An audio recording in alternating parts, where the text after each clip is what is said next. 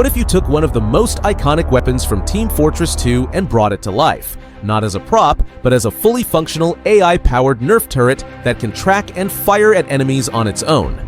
That's exactly what happened in one of the wildest builds of the year. This is the story of how a crazy engineer built a chain-fed, face-tracking minigun and why it might be the most dangerously over-engineered build.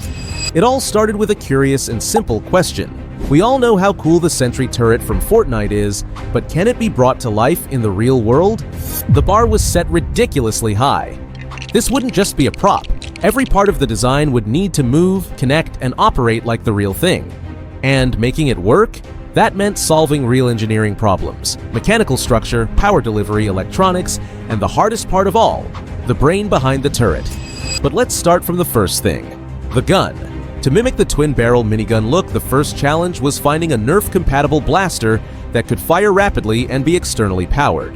The answer came in the form of an off-brand belt-fed Nerf minigun, cheap, chain-fed, and surprisingly powerful. But there was a problem. The included dart chain only held about 40 rounds, and since it was off-brand, there were no extra links to buy. So the chain had to be recreated, link by link.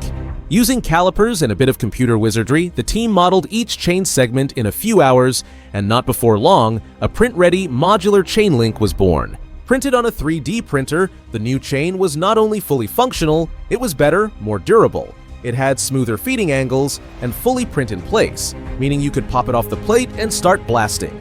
Next came the body of the turret. Using in-game references from Fortnite, the team modeled the entire Level 2 Sentry in 3D, segmenting the parts for printability.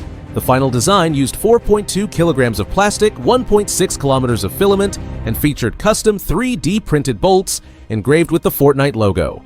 Almost everything, bolts, brackets, shells, was 3D printed. The only exceptions? 2 metal rods and a couple of leveling feet. Even the ammo belt was reprinted using SLS nylon and fabric dyed for that perfect gritty finish.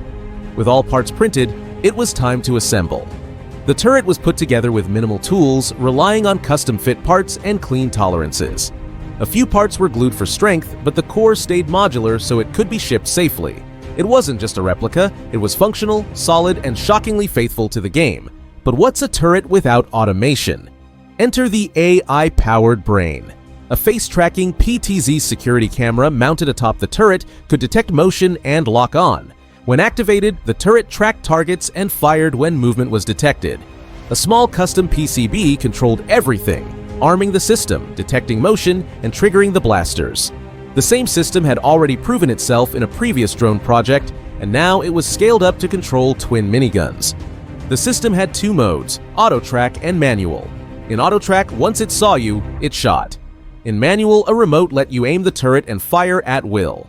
The team tested both, carefully positioning the blaster to avoid accidental dart barrages, and despite a few rogue shots during setup, it worked flawlessly.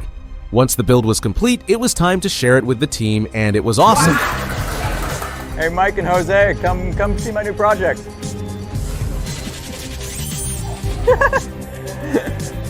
It worked really well.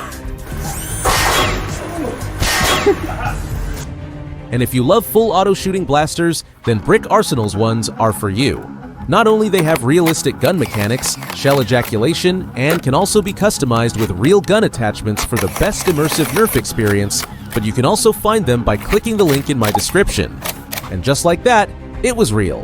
What started as a half joke about building a video game turret turned into a 3D printed, AI-powered, fully armed foam-slinging monster. It tracked targets, it fired on motion, it even looked better than the in-game version. And the best part? It actually survived. But what do you build next? If you liked our video, please let us know in the comments and share with us your favorite part. Also, subscribe and leave a like, and as always, we'll wait you on our next Nerf video.